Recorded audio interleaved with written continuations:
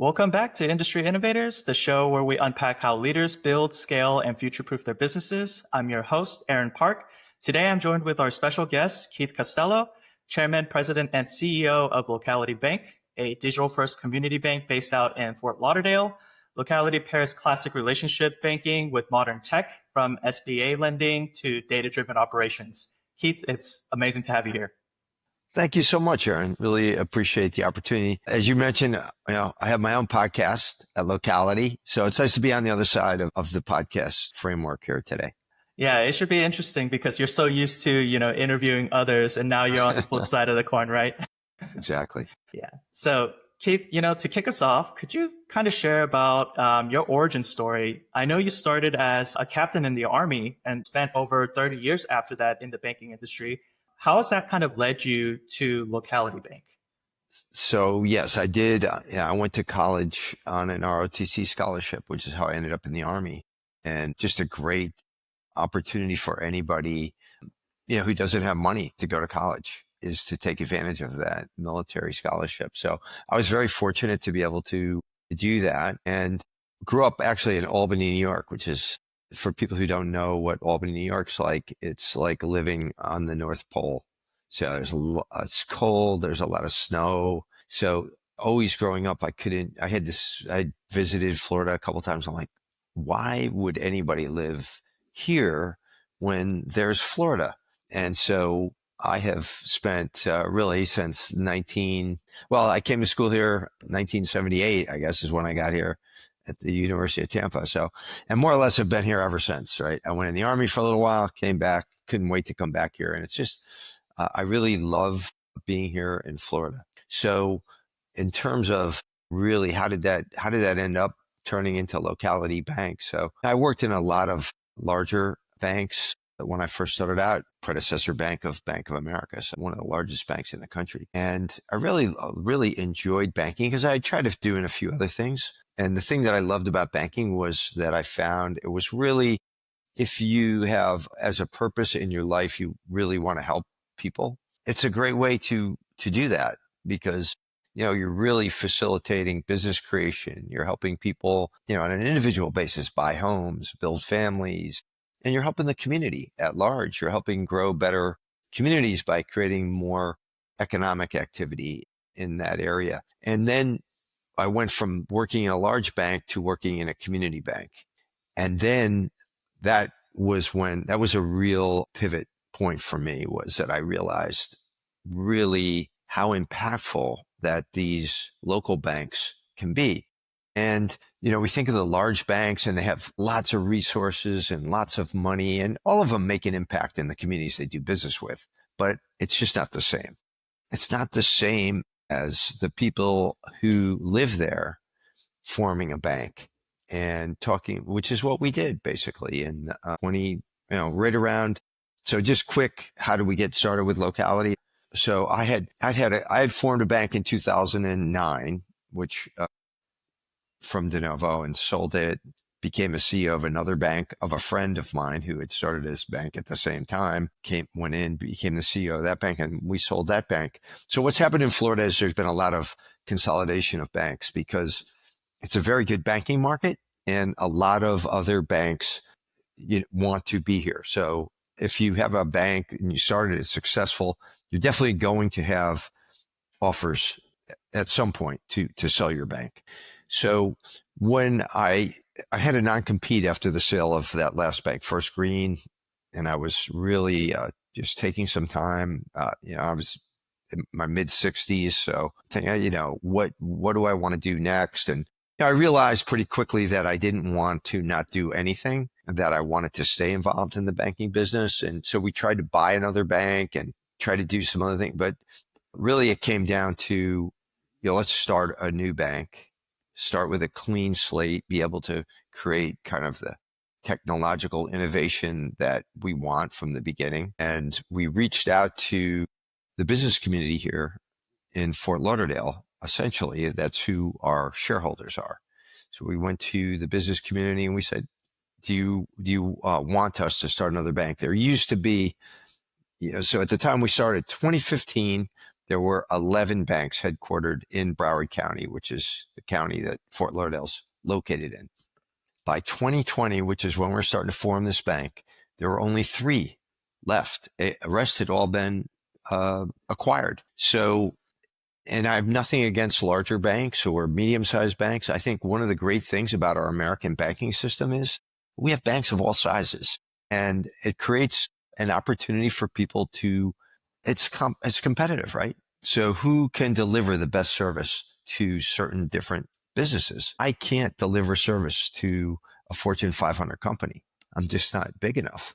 But I will tell you that I think, and this was the reason really for starting our bank, I believe truly that the smaller community banks are much better at serving local companies, small, medium-sized businesses, local people who live in that community.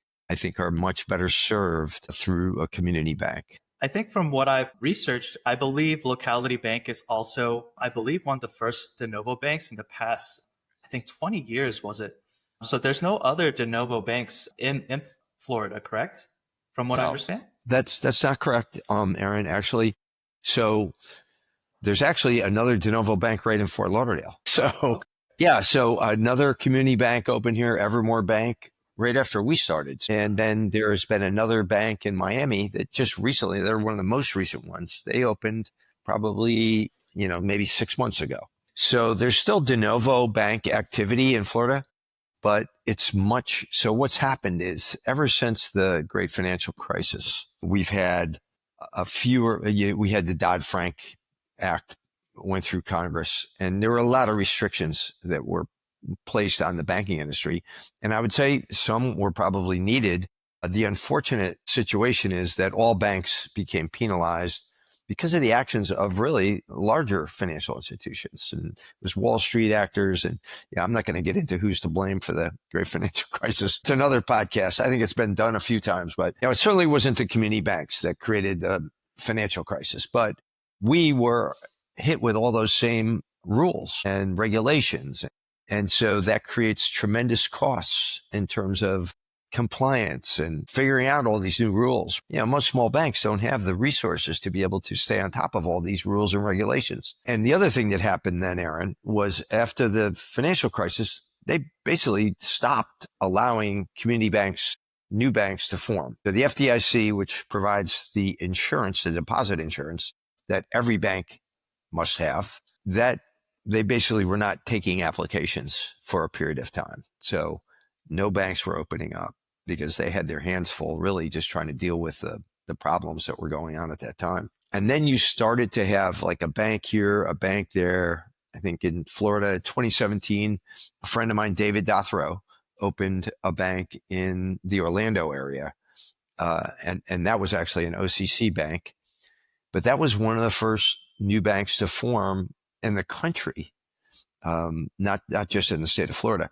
And since then, these are not exact numbers, but it used to be about 100 to 120 banks a year that would form in the United States. We'd have 20 every year in Florida. And now there's a handful. It's 6 to 7 new banks. And, that I think is something that we need to look at. And there's some very forward-thinking legislators in Congress right now, particularly in the House Financial Services Committee. French Hill, who's the chairman of that committee that is so impactful on regulation and essentially make the laws and the rules, right? And Andy Barr is another congressman on that committee. So I was asked to testify before that House committee on, and as was Mary Usategi, who just formed Bank Miami. So Mary and I both testified in Congress in May at a committee that's trying to make it easier to start new banks. And I think this is a great program that our leaders are looking at. How can we make it easier for people to start banks, really? Because that will create the system of creating new banks. They grow, some get acquired. It's a cycle, and it creates, really a nice economic cycle to keep creating those smaller banks to serve the smaller customers who want that choice. Yeah. Yeah, no, Keith, this It's like super insightful to kind of get more into, I guess, community banking. Because I think a lot of people are more familiar with the overall banking industry, but I don't think they really get into the details of the difference between those larger banks and then how community banks operate. You sounds like you have quite a lot of things going on with Locality Bank, but also serving several boards and then now also speaking with legislators. So these days, what does your day-to-day kind of look like? Well, that's a great question because I'm the chairman of the Florida Bankers Association too. So, which I just took that role on in June of this year. So that does create a lot of additional responsibilities for me in terms of our industry here in Florida. Our CEO is a woman by the name of Kathy Kraninger, who used to be the director of the CFPB and was appointed by President Trump back in his first term to lead that organization. So we have a very influential, politically connected leader of our organization, which makes it easier for us to have access to some of these leaders in Washington, both legislators in the House and Senate, but also the regulators. And we meet regularly with those people as well. We just had the new comptroller of the currency, Jonathan Gould, 32nd comptroller of the currency of the United States, at our Florida Bankers Association board meeting the other day, thanks to Kathy's network of people that she knows. And that was fascinating to be able to have access to somebody at that level in Washington in terms of the bank regulators. Travis Hill, who's the acting director of the FDIC, also is somebody that we have access to now, thanks to this relationship that Kathy Kraninger has in Washington. And then the other big regulator for banks is the Federal Reserve. And we have a very good friend there in Mickey Bowman, who is the vice chairman of the Federal Reserve Board. So having access to these top leaders as a community bank, and we're a small community bank in Florida, Jamie Dimon has no problem. He can call those people up and they're going to take his call. But Keith Costello is not going to get one of those people on the phone. So having that access and having them understand the benefits that the community banks bring to the table, and and I'll stop there for a minute because I think it's not so much that they need to I think they do understand. And I think they do value. You talk about the tiered system in the United States, the small banks, the medium-sized banks, and the large banks, and how important. And I think the leaders in Congress right now and the regulators all understand that value. But it's interesting because I can tell you're a lot younger than I am. And I have kids who are probably around the same age as you, Aaron. And I tell everybody, if it wasn't that I was in the business of community banking, my kids would not know what a community bank is, because you grew up with Chase and Bank of America and these, it's like Amazon and Meta, and you're used to dealing with these huge companies, and you don't recognize sometimes the value that local companies bring to a community. So, and the value local banks do as well. Yeah. So I guess for listeners, you mentioned we probably do have a few younger listeners as well who are a little bit newer to community banking and Locality Bank. Could you kind of paint the picture of what kinds of problems you are solving for local business owners, and how would you say, what would you say is like your competitive advantage? Thank you for asking that question, because that's a great one. So I'll give you an example because I think that always is really clear. So yesterday, I'm driving in my car. I get a call on my cell phone, and it's one of our customers. And he's like, hey, you guys have this big loan to me on this project I have. And but he goes, I got to sell my Bobcat. So he's got a little piece of equipment, right, that he wants to sell. And he's like, I got to sell my Bobcat, but you guys have a lien on everything. And I'm like, oh, I'm glad we got a lien on everything. I'm glad to hear that. But I said, what do you need? You need to sell it. So all I did was call our, Mike Lundy. Mike Lundy's head of loan administration. I call Mike. Hey, Mike, this customer? Oh, yeah, I've talked to him. Release that Bobcat so we can sell it, will you? The guy's got a multi-million-dollar loan. He's trying to sell a $30,000 piece of equipment. So let me ask you this. You think if you're banking with a big bank, you can call the CEO, or you're not going to call a CEO, first of all, but who are you going to call? Do you know who you're going to call? And even if you get through to somebody, are they going to transfer you to somebody else? And then they're going to say, no, you got to call this guy, or you'll be on a 800 number for a half an hour. So those are the problems we solve, right? I can go boom like that surgically, call the right person. And you know what? I don't get that many calls like that because most of the time people in our company know who to call. They know the people who they need to reach out to, or the customers know the people that they need to reach out to. So, but I can give you another example too. It was a customer I met with yesterday, not a customer yet, right? This is a guy who wants to move all of his business to us. And he was saying how, he had the same banker for all this time. And then, how much, he'd been with this bank for like 10 or 15 years. It's a large bank. And he's like, yeah, I paid, through the financial crisis, I paid all my loans. And, then, I wanted to do this other transaction. And they're like, well, I don't know about that. And, he was like, what happened to the relationship or is there a relationship for all these years and all these things that I've done? And, he's like, and how he got to us was he was referred by a local attorney who's an investor in the bank. He met with us and he's like, I'm so happy that there are local banks where I can come in, tell my story, and you're welcoming me to the business. So, and I've got a bunch of those. I mean, I could go on, but I think really it's just having the ability to, because we recognize the need for technology, right? You've got to have good technology today, because I'm the same way. A lot of times I don't, people joke about how people your age, they don't want to talk to anybody. They just want to go on their phone and take care of stuff. Well, same with me.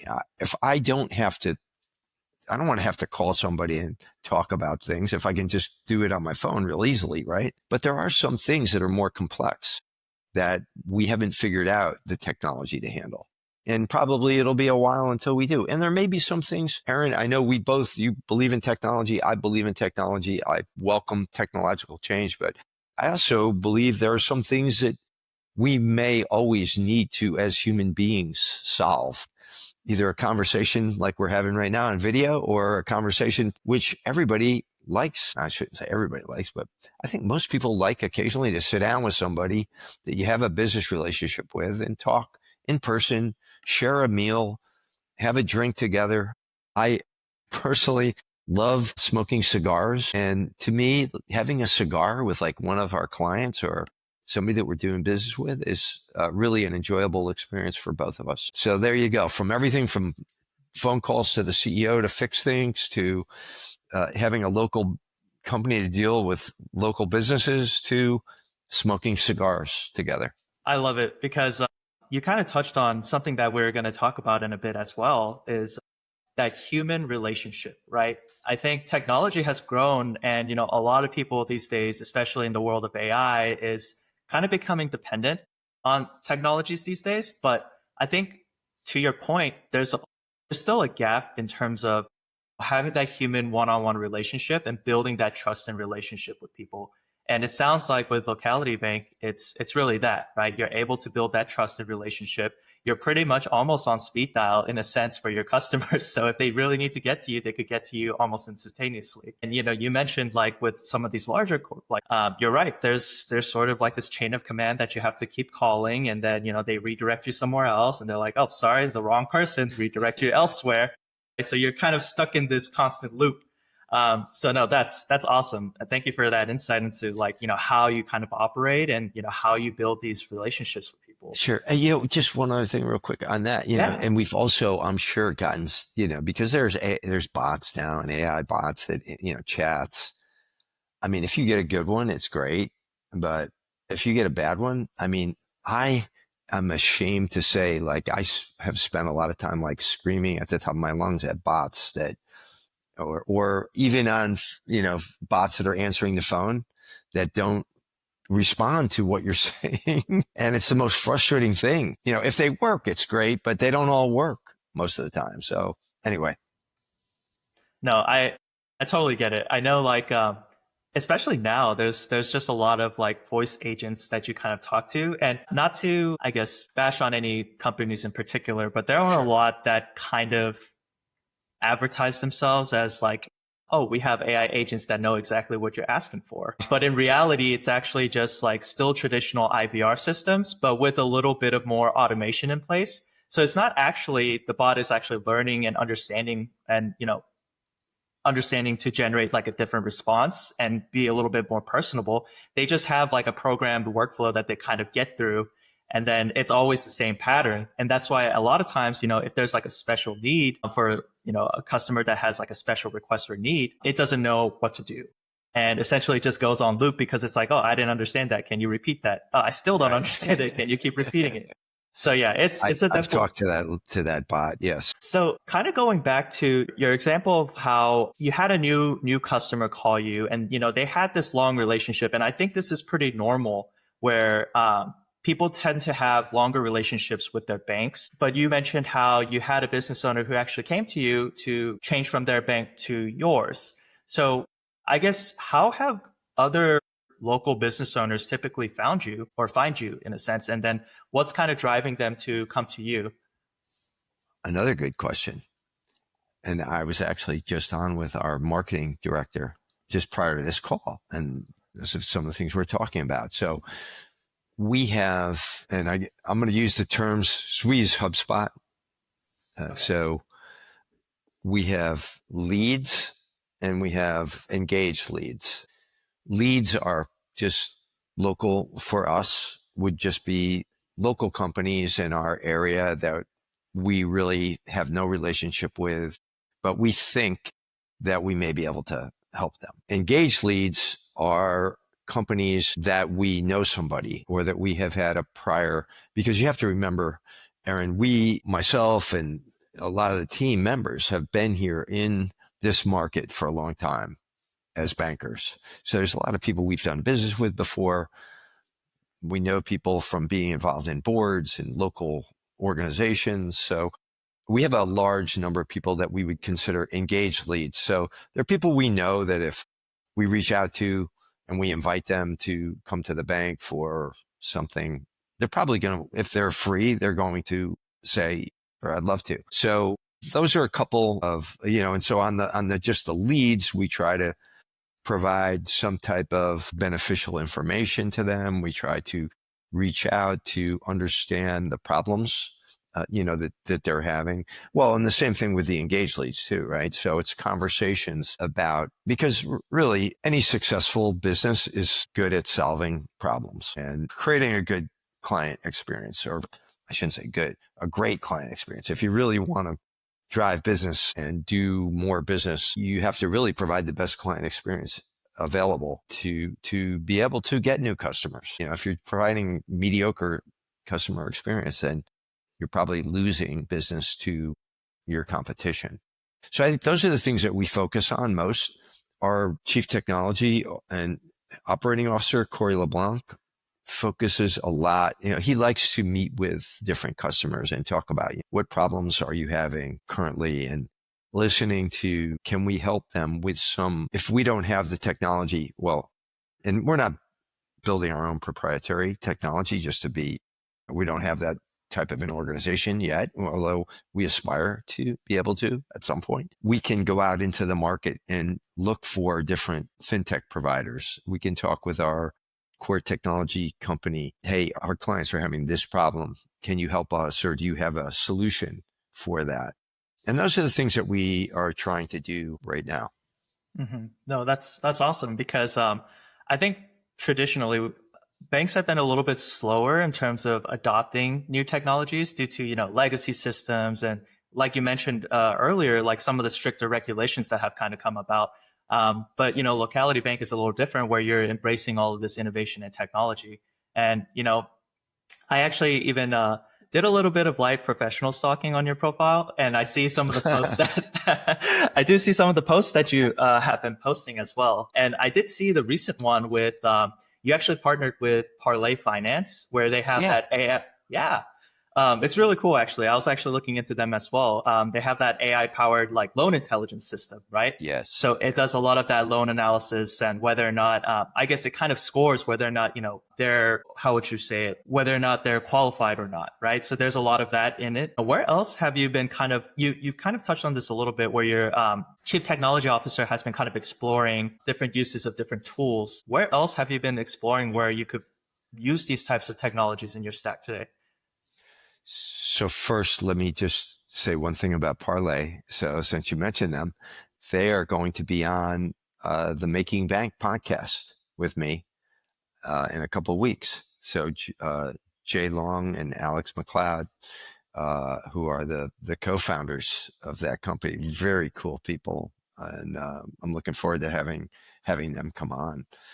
So the other areas that we're looking at, so that's particularly SBA lending, but that's a big focus because a lot of the smaller companies, you want to be able to help, but that process can be very overwhelming, the whole SBA loan process.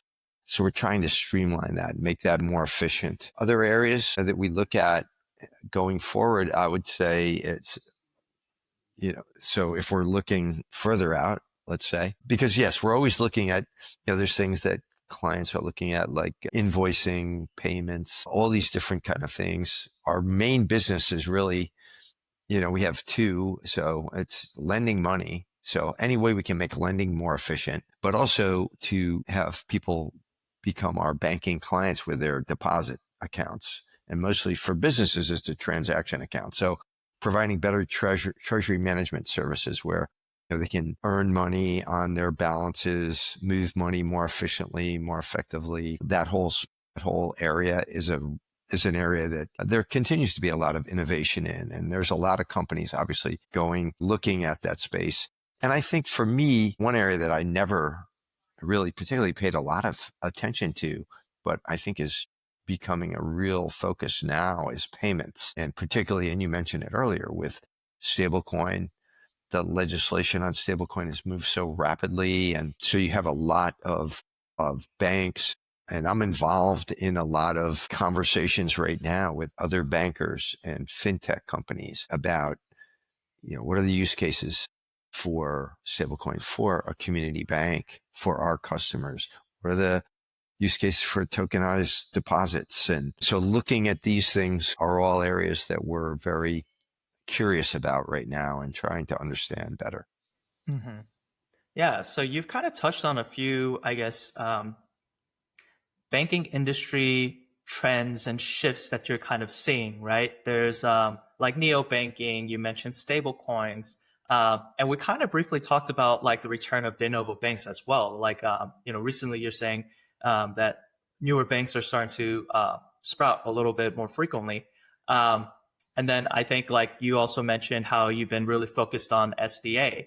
I guess in terms of like all of those shifts that you're seeing, I guess what's something that's or how has that really changed your locality bank and your strategy in terms of that digital first mindset, how you're owning like that customer experience end to end? Like what is the strategy that's kind of changed things based on the banking industry landscape that you're seeing today? So our strategy continues to evolve. So one big area, as I already mentioned, I think is, what are we going to do in digital assets?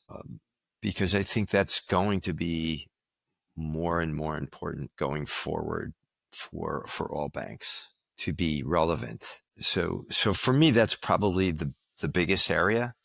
I think that we need to think about, and then we continue to try to improve the delivery of with Parlay, and that's a good example. The delivery of SBA loans to our market. And then third is really just the continued development of better, the ability to take, I guess, go back to the customer or the client experience, which is really how can we make that better across the board for opening deposit accounts, for getting a loan, all of these things. that's what we're constantly working at trying to do a better job of. Yeah, kind of streamlining like different processes where the customers have, I guess, friction points, right? It's what you're looking at as well. Yes. And, the other thing that I would mention too is, so we want to make the customer experience better. At the same time, fraud in the banking industry is just really a massive problem across the board for banks across the board, all sizes. And so how do you make that customer experience with less friction and still protecting them? Because the lower you bring down the friction and the easier you make it, the easier it is also for fraud to occur. So that's a real balance. And I think we're really having to educate clients a lot about, hey, the reason that you can't send that, and the reason we're keeping you limited on how much you can send is we just want to make sure that money's not going to somebody you don't want it to. And it's sometimes it's hard to make people realize that, we're just trying to protect you by doing some of these things. But I do think people are becoming more educated about fraud. Everybody's much more, cautious. They have to be, because everyone's heard such horrible stories about people being victims of fraud. So I think that will be, and there's new technologies coming too to help with that, to help with the other, so the other big area in terms of compliance for us is Bank Secrecy Act, anti-money laundering, and that's obviously that's going to be a big thing too as we embrace digital assets. How are we going to make sure?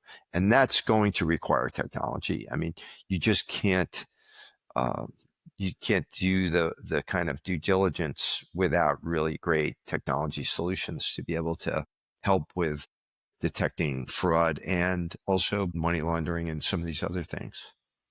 It's like a very, I would say, a common problem that has kind of come up, not just in banking. I think fraud in general everywhere has been pretty relevant these days. And although we kind of talk about, some of the technology use cases to help detect fraud and help, fight that, there's also the other side where people are using these technologies to, get better at, Yes. essentially, fraudulent activities, right? So it is a tough balance to kind of figure out, how to, I guess, combat that. We did talk a lot about different areas where you're kind of exploring different areas that you would like to see some, cool tech on how it would help in those different areas.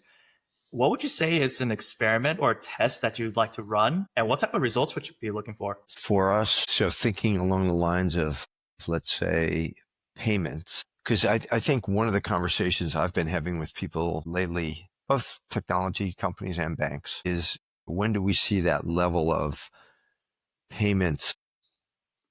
So for instance, the use cases right now for stablecoin are largely for large international money movement between large companies or governments. So when does that come down to uh, a local level where even to the point where, our local companies that we're banking, local merchants are saying, hey, I'm getting people wanting to pay with stablecoin, or, I want to accept stablecoin because I don't want to pay American Express 3%.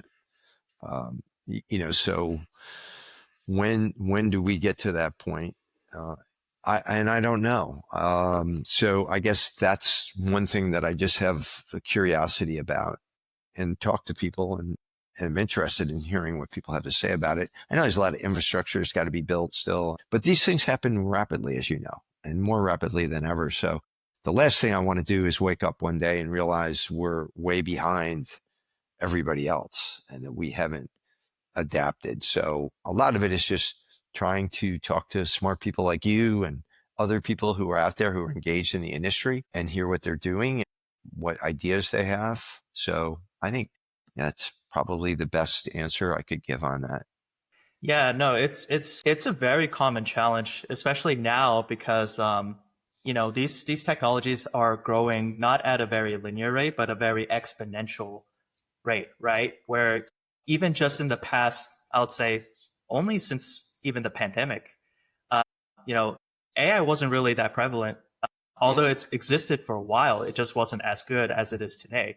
And it's just growing at this massive explosive rate. And so a lot of people are having a challenge of like understanding like what are the actual capabilities and what can we actually do with it and how is it applicable, to our business and others. Yeah. So yeah, that's exactly why, I'm trying to connect with others to kind of understand, what's currently the leading edge in those types of technologies. So, there's a lot of examples out there where, I think most people aren't as familiar with. For example, maybe not as relevant to banking per se, but are you familiar with what SDRs and like BDRs are?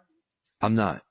Okay, so they're like sales development representatives as well as business development representatives. So I know you have your marketing team, for example. So they would have essentially a representative that goes out in a traditional sense and would like prospect, do lead gen, lead nurture, some of the things that you've kind of talked about.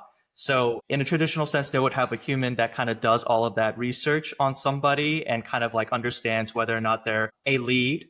And then in marketing terms, they often call that like a cold lead. And then for you, you said there's like engaged leads. And then in marketing terms, they would all often call that like a warm lead, right?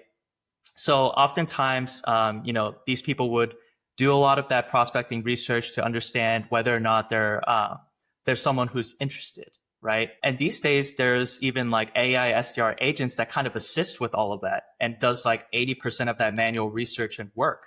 So, that's things like prospecting, whether or not their websites, the business's websites, their social platforms, their online profiles, anything else that's relevant to the company in terms of, some of the documentation that they're producing, some of the even podcasts, for example. It kind of goes through and does all of that research, and it kind of analyzes like different signals to kind of indicate whether or not that business would be potentially interested.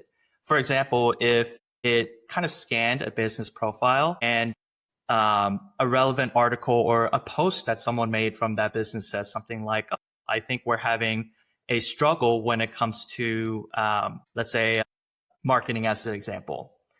And then if a marketing agency uses this AI SDR to do that research, it can actually, see what that signal is and say, hey, this is a very relevant prospect. So, they're most likely wanting to talk about that issue. So what it can also do is do like hyper personalized outreach and actually, talk to them without the human being in the loop immediately.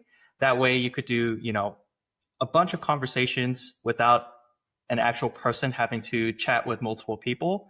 And then once it's a potential fit, then you could start, having the human in the loop and booking the call with them and having that, relationship and conversation. So there's like really cool tools out there that, not a lot of people are aware of. Maybe another one that's like relevant for banking in particular is like, I think you're familiar with OCRs. It's like the optical character recognition for documents, right? Like paper. So there's been a lot of advancements in AI powered OCR document solutions where, traditionally you would scan a document and there's like fixed rules on how to read a document. So these documents would have to be in a particular framework in order for the machine to really learn and understand like what's on that document. Well, now with the help of AI, it kind of does all that context understanding. It recognizes any font differences. It starts learning how handwriting looks like.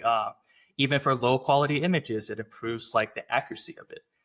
So, there's like continuous learning it can do. So it gets better and better as like more documents get fed through. So, there's a bunch of, super powerful tools out there. It's just that not a lot of people, one, have the time or just don't know where to look to kind of understand like what are the capabilities, right? So it's definitely like a fair point that you're mentioning. It's like, even for yourself, you're extremely busy with, a lot of things that are going on. So it's very hard to, just sit down and actually do that research and, learn what's out there. But I'll take a step back. That was probably a lot that I kind of gave you there. No, very interesting though. And, so yes, I mean, that type of the ability to do those things with AI would be, I would think any business would be interested in that. And then coming back to Locality Bank, what would you say within this year, I guess, what would you say has been something that's been working super well for you? And then on the flip side, what has been like extremely difficult or frustrating for you? So we have been we have what's called the South Florida Business Journal in South Florida, right? So covers Miami-Dade, Broward County, and Palm Beach counties. So it's really an unbelievable demographic area, really a huge business environment. So so they have an award that they give out for the fastest growing business every year. And we were the fastest growing business, for companies under 25 million in revenues. So I'm very proud of that. I think that is something that's going well. We've grown nicely with our business. On the flip side, I think that we could do, when you're starting and you're trying to build an organization, you're trying to hire people, you're trying to do a lot of things all at once. And it's hard to make sure you're getting all the right people, to putting processes and procedures in place. And, so I think those things, we're growing and getting customers. And in spite of the fact that, maybe we didn't have all the right people in the beginning, and maybe we didn't have the best procedures in place. And we had to call up and say, hey, sorry a few times. So now what's really nice is that after almost, so we're in our fourth year, we're 3/4 of the way now through our fourth year in business. So now I'm going to mention something that we're using, which is the Entrepreneur Operating System, or EOS. I don't know if you're familiar with it, but there's a book called Traction by Gino Wickman, which describes it. So, and it's really a system designed for small, medium-sized businesses to run their businesses. And we have embraced that. We've been on that for a year now. And I think that's helped us to kind of create some of this framework and policies, procedures, and kind of the things that you need to really, again, elevate that client experience to a point where we're treating all of our clients the same, and and that same is going to be excellent service and an excellent client experience. So the goal, and to get to that, it really does take a lot of work, and you've got to have very clear direction from the top as to how you do these things. What is the locality way? What is the way that we handle clients, so that when they get done with an experience, they're wow, that was great. Let me tell my friend about Locality Bank because I've never experienced banking like this before. So those are the things, I guess, that I would mention there. Okay. No, thank you for that. And then you kind of mentioned, and this has been a common theme from our conversation. It's really that customer experience. I guess when you kind of scan, customer feedback, client feedback, and also do your own internal reviews, what is an example of a recurring friction point with clients that you just love to smooth out? So the recurring friction points, I would say that these are great questions, by the way, Aaron. You're really getting me to think. So one of the biggest friction points we have is many times we will encounter a client, and usually it'll be either the CEO or the owner of the business that we'll meet with, and they indicate a desire to move their bank relationship to us, which in that case would mean the deposit relationship, the transaction account that they do, their operating accounts where they pay all their bills and have all the money coming in. And many times, and so that's a friction point, because to do that is not easy. So that's a problem for us to solve, right? The client wants to move the account, the owner. So he'll usually go to somebody on his staff and say, well, I want to move our accounts to Locality Bank. And that person who has to do that is going to try to avoid doing that as long as they possibly can, because it's a lot of work. And, so it's, and in the grand scheme of things, if everything's working for the CEO of that company, he's got enough other problems that he's got to solve, right?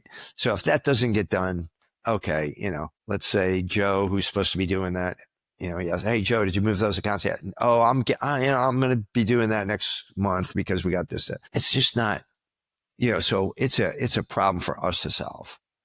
And so we've talked about that. Like, how can we, once somebody gives us the green light that they want to move, how can we move that? How can we make that seamless and make it a great experience for them, because they want to be banking at a community bank. They just don't want to go through all of the work it takes to move that account. And so I would say that's probably the biggest one, I would say. Yeah, no, I'm just kind of thinking about that as well. It's a big challenge, right? We kind of mentioned about, fraud and just making sure, there's no fraud involved. And also there's probably a lot of steps in order to get all of the transfers and all of that kind of squared away. And like you said, for founders and CEOs, they don't really have a lot of the time to kind of sit down and kind of go through that process with you. So I can imagine that's definitely one of those sticking points where you probably would want to smooth out in a way to make it just very convenient for them and seamless. That way they don't actually have to sit down and spend a lot of time to do that transaction, right? So no. And then I guess kind of looking towards the future. So, Locality's been operating for almost 4 years now. And if you look into the next year, what does that next chapter kind of look like for you in terms of growth, whether that's expanding SBA, some new product lines, or maybe deeper digital capabilities, or expanding to new markets even? Like what's sort of the new chapter that you're looking into? Well, if you think about banking from the traditional sense, it was all about having branches in different markets to expand. And it wasn't that long ago. That would be a common question among bankers. If you had a bank, like, oh, how many branches do you have? It's like a measure of your success, almost like so we just have one branch right now. We were born in the COVID era. So digital was the most important channel. I think what we've realized as we've gone forward is, as we were saying before, people also like to be able to meet, talk face to face. So we're doing a little of both, right? So we're saying, okay, we want to expand. So how can we expand from just to create more clients? Because the banking that we offer, the value is a relationship, right? We can offer a better relationship for a local company. A large Fortune 500 company can have a relationship with any bank they want, right? Because they're so big, they can have a relationship with $1 trillion bank. But a small company can't necessarily have the kind of relationship that they want with a large bank, but they can have a relationship with us. So we're trying to say, okay, do they have to be in Broward County or South Florida for us to have a relationship with them? And so, no, I don't think that's true anymore. We can have a relationship with a company in New York or Iowa, because as long as they can utilize our technology to do their banking, we really have a relationship with any customer that we can get comfortable with from a standpoint of, are they going to use our bank? And, are they good business people? Are they good people first and foremost? And are these people we want to do business with? So our expansion will continue to evolve from a digital standpoint, but I think there's also something about looking at geographies. And, so we have been looking maybe to go a little bit further north from Fort Lauderdale into Boca, or, Boca Raton is another city that's just a little bit north of Fort Lauderdale, kind of between Fort Lauderdale and Palm Beach, to have another presence, have another location where people can come in if they want to and see us. And I think also it gives people a sense of, I'm familiar with that bank. I saw their office. Now, we're not going to have offices all over the country just because that's not our model. And takes a lot more resources than we have to be able to have that branch network. I can definitely imagine it's much harder to, I guess, physically insert yourself into new markets, but in this digital age, and this is actually very common now, you see a lot of, I guess, digital only banks kind of pop up as well. So you're kind of doing a little bit of a hybrid approach almost. You do have your physical spaces for local businesses in South Florida, and you're actually kind of thinking about expanding in terms of, the entire state. But at the same time, you're also doing the digital experience where you could help others that are pretty much all over the country, right? So no, that's awesome. Yeah. And then, we kind of talked about it, and you're very active in the industry, right? There's a lot of things going on in your world, and I would say you're probably considered, one of the top thought leaders in this space as well. So with all that being said, what is sort of a principle that has kind of stayed constant for you? So, well, thank you for saying that. First of all, I actually don't think of myself as a thought leader, to be honest. I think of myself as a curious person who is trying to learn as much as they can about our industry, about how I can better help the local companies that we have as customers. I actually think I know very little when it comes to the amount of knowledge that's out there. So I talk to people like you. I try to talk to people that I've had a lot of great conversations with people that I interact with on LinkedIn. I think it's a great platform for finding out. And I've really, particularly in the area of digital currencies for me and stablecoin and those topics, I have been really digging in and reaching out to a lot of different people. And I'm learning so much just by engaging in conversations with people. So I think that is something that I would say I'm happy about, there are so many people out there willing to share their knowledge, and I just keep I would consider myself a lifelong learner, and I really enjoy learning more and understanding more about our business every day. So I guess in terms of like a principle would be to be a lifelong learner is sort of your thought, right? Just be open to, be an open sponge, just continuously wanting to learn new things, right? Is that sort of the principle that's kind of stayed constant for you? Yeah. I mean, I think obviously by listening, although I'm doing a lot of talking today, but really by listening, we learn a lot, and by listening to other people. And then, you're working with a lot of, I guess, new founders, business owners, and leaders. And, from your experience with, you being a founder and leader yourself, what is like an advice that you would give or recommend to someone who's a newer owner or founder that's coming into, your space? Well, one of the things that is most important, I think, for anybody, whether it's in banking or any business, if you think about like some of the great books about business, which Good to Great is probably one of the foremost.